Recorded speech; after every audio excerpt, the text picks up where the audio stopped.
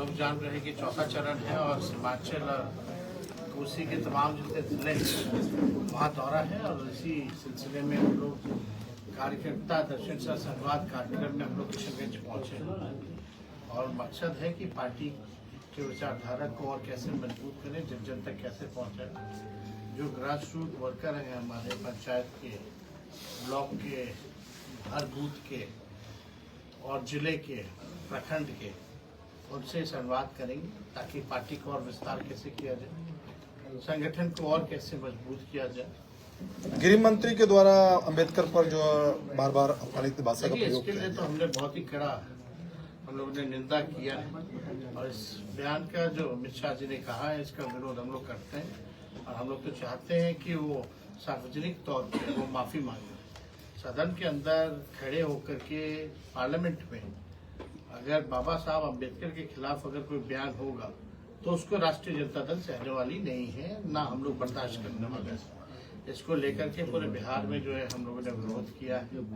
साथी तौर पे बाबा साहब अम्बेडकर हो, गांधी जी हो, कर्पूरी जी हो या नेहरू जी हो, भाजपा के लोगों के पास कोई महापुरुष तो है नहीं, ना भाजपा और आरएसएस का कोई देश के आजादी में कोई रोल था या भूमिका था। ये तो अंग्रेज के दलाल लोग थे और जिस प्रकार से ये महापुरुषों को बदनाम करने का प्रयास कर रहे हैं, ये देश की जनता इनके चाल और चरित्र को पहचानती है।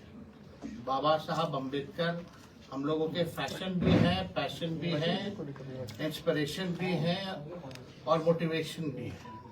तो किसी भी प्रकार से जो बाबा साहब अम्बेडकर ने 100 करोड़ से भी अधिक लोगों को जो हक, अधिकार और जो जुबान दी, जो सम्मान दिया, गैर बराबरी के खिलाफ उन्होंने जो संघर्ष किया, संविधान उन्होंने लिखने का काम किया, अगर उनके प्रति अगर कोई इस तरह की भाषा अगर कोई बोलता है तो वो निंदा तो उसकी होनी ही चाहिए, लेकिन ये बर्दाश्त से भी बाहर हम लोगों की है। जदयू के एक नेता किशनगंज आए, बोले कि अगर मुसलमान जदयू को वोट नहीं देते तो गद्दार क्या पाएंगे। खुले मन से उन्होंने देखिए नकारात्मक लोग हैं, इन लोगों का यही काम है केवल जो है सीमांचल के विकास के लिए जो इनको काम करना चाहिए था उसकी बात तो ये नहीं करेंगे। यहाँ सीमांचल में गरीबी है बहुत ज्यादा, पलायन बहुत तक होता है। आप देखिएगा बाढ़ से लोग जो है यहाँ परेशान रहते हैं, बेरोजगारी सबसे बड़ी समस्या है, यहाँ अस्पताल की समस्या है, इलाज की समस्या है, दवा की चिंता इन लोगों को करनी चाहिए। तो इस तरह के नकारात्मक लोग कोई भी जदयू का आता कोई पहचानता भी होगा क्या जो आके कह के गया है? कोई नहीं जानता, इन लोगों को कोई मतलब नहीं है। ये लोग अभी जदयू के लोग जो है भाजपा के साथ बैठे हुए हैं और इन्हीं लोगों ने जो है भाजपा और आरएसएस को जो है बढ़ाने का काम पूरे बिहार में किया है। तो जदयू जो है तो तीसरे नंबर की पार्टी है, तो उससे हम लोगों का कोई मतलब नहीं है।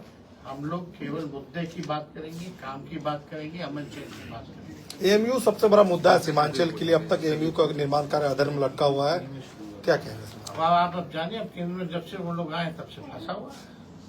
आरजेडी की तरफ से कोई पहल की? आरजेडी की तरफ से तो शुरुआती की गई थी। ये कब हुआ था? यूपीए के समय हुआ था। जी जी। उस समय तो हम लोगों के शिक्षा मंत्री, राज्य शिक्षा मंत्री फातिमी जी जी और सब लोगों की मांग पे जो है किशनगंज में बिहार के लोगों की मांग थी, किशनगंज के लोगों की मांग थी। लालू जी जो है उस समय मनमोहन जी से बात करके अभी जो है लाने का यहाँ काम किया है। लेकिन अभी भी देखिए जिस प्रकार से जब से भाजपा की सरकार 14 में बनी तब से क्या हालत है, आप लोग उसके गवाह। बांग्लादेश में अल्पसंख्यक पर अत्याचार हो रहा है लगातार। अरे कहीं भी अत्याचार हो, अत्याचार के खिलाफ हम हैं, चाहे कहीं हो। संभल मामले में क्या कहेंगे? संभल मामला क्या, पूरा यूपी आप देख लीजिए ना। और जब से भाजपा की सरकार आ रही है, जहाँ जहाँ उनका शासन है इसी तरह का काम हो रहा है। 200 यूनिट बिजली फ्री। यूपी में तो बीजेपी जो है योगी जी के राज में पुलिस का जो है अपराधीकरण कर दिया गया है। 200 यूनिट बिजली फ्री के बारे में आपने कहा था, लेकिन यहाँ का सबसे बड़ा मुद्दा बना हुआ है अभी स्मार्ट मीटर, जो लोगों का शोषण कर रहा है। मीटर यही यात्रा के दौरान जो फीडबैक हमको मिला है, जी। इसी फीडबैक के आधार पर हमने जो है स्मार्ट मीटर के खिलाफ, आप लोग सब लोग जान रहे, अभी सदन खुला था तो यहाँ भी सब विधायक लोग बैठे, सब लोगों ने विरोध किया था, आप लोगों ने विरोध किया था। और बिहार में जो बिजली जो है सबसे महंगा बिजली पूरे देश में मिलता है, तो इसको लेकर के लोगों को राहत पहुंची। इन्हीं कार्यकर्ता संवाद के दौरान हम लोगों को एहसास हुआ कि अगर हम लोगों की सरकार बनेगी तो 200 यूनिट फ्री में बिजली हम लोग देंगे। किशनगंज में एक बहुत बड़ा मुद्दा है रमजान नदी को लेकर के। रमजान नदी पूरी तरह से सूखा जा रहा है। अब यहाँ तक कि छठ व्रतियों को भी दिक्कत हो गया कि वो कहाँ जाकर के छठ मनाए। ऐसे में उस नदी का जीर्णोद्धार के लिए कुछ आप करेंगे? आवाज उठाएंगे, अभी तो आवाज ही उठा सकते हैं सदन से सड़क तक, तो हम अपने मुख्यमंत्री